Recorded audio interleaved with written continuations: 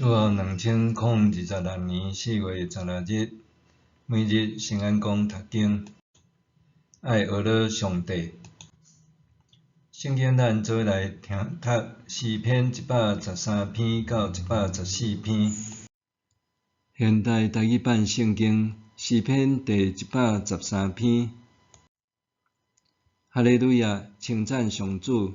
上主的仆人啊，恁着称赞上主的名。愿上主的名受称赞，对现在到永远。对日出到日落的所在，上主的名应该受称赞。上主统辖万国，伊的荣光比天较悬。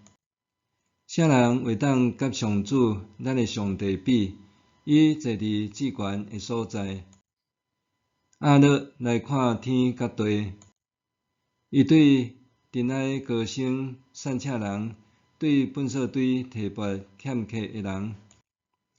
伊互因背叛贵族，甲本国的贵族做伙坐。伊互未生育的妇人人有家庭，做真侪儿女的老母来欢喜。哈利路亚，称赞上主！现代台语版圣经诗篇第114篇。以色列人出埃及，雅各的后代离开话语无常的人民。迄时犹大诚做伊的圣所，以色列做伊的国度。大海看见就逃走，约旦河倒流。大山亲像羊犅着跳，小山嘛亲像羊仔囝跳来跳去。大海啊，你是安怎逃走？约旦河啊，你是安怎倒流？大山啊，你是安怎亲像羊犅着跳？小山啊，你是安怎亲像羊仔囝跳来跳去？大地啊，你见着主的面，见着雅各的上帝的面，就皮皮喘。伊互石盘变做水池，互石岩变做水泉。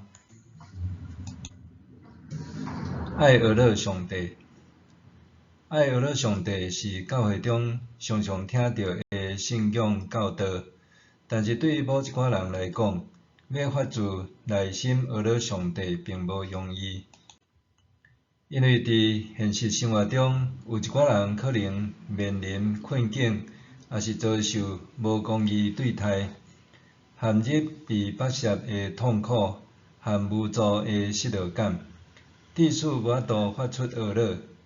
假使咱身躯边有安尼的人，甚至咱本身正面对困难，也是不公不义的处境，咱阁安怎有法度学了上帝呢？诗篇113篇用爱学了上主做起始，这是诗人向众人发出的邀请。诗人为甚物要邀请人学了上帝呢？对诗人的描述中，通看到这世界并毋是完美无瑕疵的所在。相反的，诗人看见世界存在着苦难，伊发现世界充斥着真侪无公义，导致有人的生活散赤、贫乏，甲宫廷中的君王和权贵形成强烈的对比。尽管安尼，诗人犹原对世间人发出邀请，呼吁对日出到日落之地的人，拢爱起来学了上帝，因为至悬的上帝要向卑微的人施展伊的作为，互生活在尘埃甲粪土中的散赤人，就是迄陷入绝境甲无助的人，也会当看见愿望。诗人认为，虽然有人生活在尘埃甲粪土中，但是上帝并无出在这种情况继续存在，反倒是展开恩典的行动。上帝要互遐个无助的人拢得到尊荣，互因会当甲君王同齐坐桌。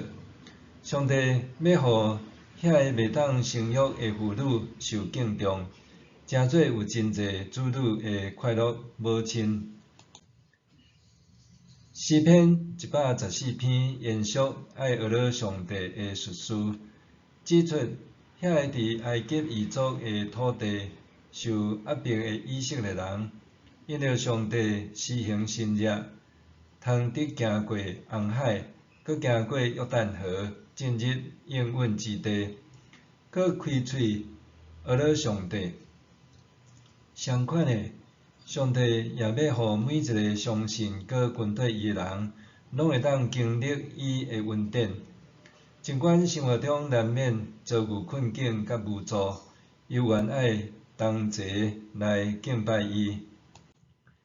有一间教会，某一摆礼拜聚会的时，有一位带着大包小包行李的姊妹，这位姊妹身躯顶搁散发出一股插片、歹片的怪味。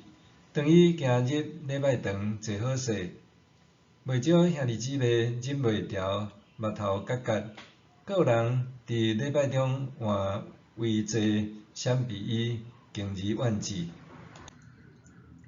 总是伫一遍搁一遍的礼拜中，即种鄙视的情况渐渐改善。尽管这位姊妹依然是带着大包小包的行李来教会，信上的怪味也无消失，但是兄弟姊妹看到伊对礼拜的投入，会后也开始甲伊交谊，搁邀请伊同齐享用爱餐。教会会接纳互这位姊妹无搁再只是来礼拜。后来也开始参与服侍，搁尽心尽力完成牧师交代伊的一切任务。就亲像今仔日的诗篇所讲到的，这位姊妹伫无助的时，无放弃学了上帝，上帝也感动众兄弟姊妹接纳伊成做教会的一员。互伊也会当尽心尽力服侍上帝。默想，伫我生活周遭，若有受社会欺嫌的人，我安怎关心因？伫我生活周遭，若有受社会欺嫌的人，我安怎关心因？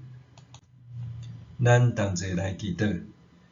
亲爱的上帝，你看重每一个人，包括伫社会中受欺嫌的人，恳求你帮助我，袂因为外貌来决定是毋是接纳一个人，是会当甲所有的人做伙分享你的疼甲恩典。